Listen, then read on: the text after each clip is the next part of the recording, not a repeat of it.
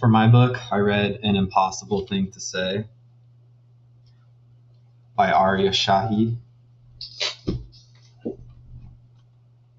The main character, Omid, is an Iranian American living in Tucson, Arizona, immediately after 9/11.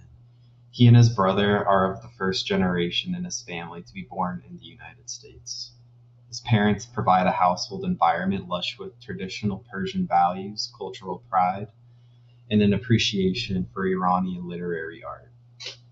Omid is immersed in a variety of cultures, which he struggles to navigate and balance throughout the story. At home and around his family, he exists in a world of Persian food and the Farsi language. At school and in his social life, he exists in a world of an American teenager, which itself is quite diverse and draws on cultures of all kinds. This includes rap music, parties where alcohol and drugs are present, and video games. Overlying all of this is the rampant Islamophobia and anti-Arab racism being stoked by the media and the government officials in the lead up to the 9/11 wars. Though Omid is not Arab and his father is the only Muslim person in his family, the intentionally muddied waters make him and his family susceptible to things like violence, harassment, and vandalism.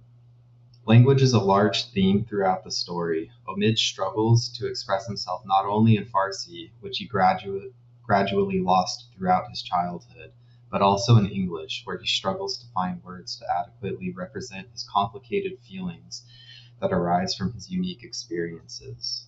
He becomes very passionate about rap, which becomes an effective outlet for him to express himself in ways he was unable to with simple Farsi or English. An interesting technique this book utilizes is the use of italics when a native Farsi speaker speaks in English or when a native English speaker speaks in Farsi. It is a useful and powerful visual aid to help express the difficulties characters experience while trying to accurately transform their thoughts into a less familiar language during these moments. Omid faces external adversity, things like racism and unacceptance from certain school cliques, but perhaps even more tumultuous to him at the individual level is feeling like he doesn't belong to either of the two cultures that helped to create and inform his identity. He feels too Iranian to be American and too American to be Iranian. Eventually, through creative expression like theater and rap, Omid begins to reconcile his identities and develop a holistic, unique culture that represents him as the false dichotomy that used to inform his perception dissolves. Throughout the story, Omid and his family experienced hardships because of their Middle Eastern heritage. After 9/11, anti-Middle Eastern sentiment began to be propagated through the media and government officials as a national fervor reached a fever pitch during the lead up to the eventual invasions. Because geopolitical sights were set on a number of different Middle Eastern countries, Iran being one of them, there was no meaningful effort to make any sort of distinction between, say, a fundamentalist extremist hailing from Saudi Arabia and a Persian civilian. With a general societal lack of cultural understanding, coupled with a war drum growing louder and louder, many Americans would adopt a confused disdain for anyone of Middle Eastern descent, thinking that in some vague way or another, they were linked to what had happened on 9/11. This acted as a convenient device for the Bush administration, who could bolster up the vague terrorist threat as a justification for the wars of aggression against Afghanistan and Iraq. Because of this, in the story, Omid and his family are subjected to violence, harassment, vandalism, and bullying. Because the fire was being fueled systemically at the structural level, a serious concerted effort to develop students' critical thinking skills by doing things like exploring diverse perspectives and challenging stereotypes would be required to combat the inundation of propaganda. To do this, most obviously, these books, or books like this one, can be utilized to rehumanize the Middle Eastern community. Seeing how an oppressive environment harms innocent people through their first-hand accounts can help show certain behaviors are affecting those who are undeserving of it. It provides an opportunity to see that these communities had as little to do with 9/11 as any other American, and that they have been affected in ways similar to everybody else. Similar effects can be achieved with guest speakers belonging to this community. Furthermore, in a history class, utilizing relevant primary and secondary sources will help provide very important context that is typically omitted from US media. By educating students on things like the 53 Mossadegh coup in Iran, funding and training of the Mujahideen in the 70s and 80s, and the crippling sanctions the US places on many countries in this part of the world, a broader and more nuanced view of the US's relationship to the Middle East will develop. This combats the Disneyified version, summed up by George Bush as, "They hate our freedoms." That primes the environment for stereotypes and dehumanization to flourish.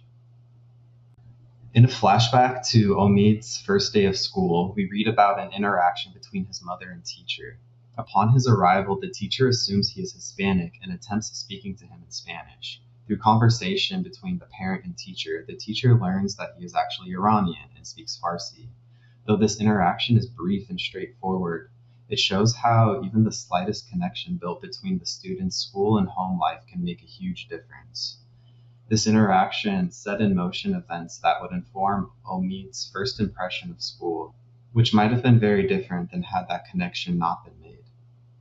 This success can be extrapolated out to include more specific information and promote a collaborative alliance regarding the growth of a student.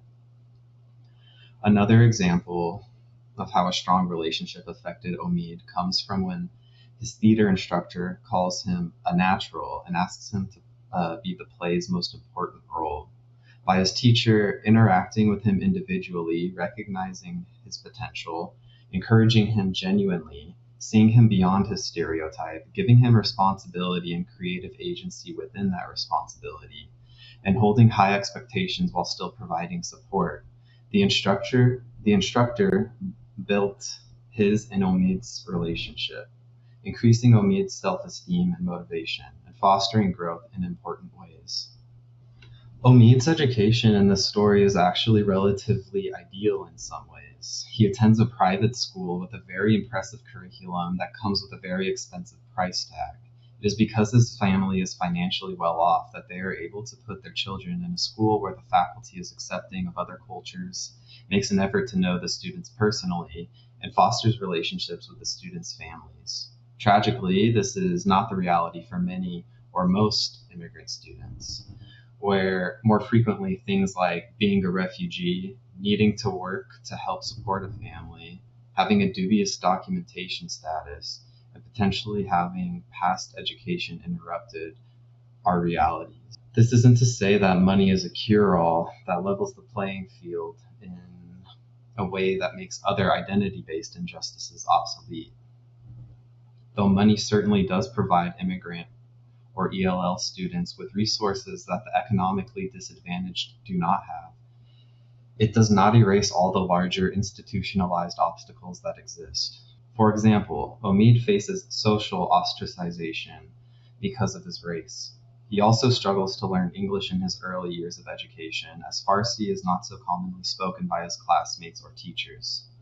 To help overcome these obstacles, teachers should seek to implement things like translanguaging into the classroom, making visible key ideas or vocabulary words of all relevant languages.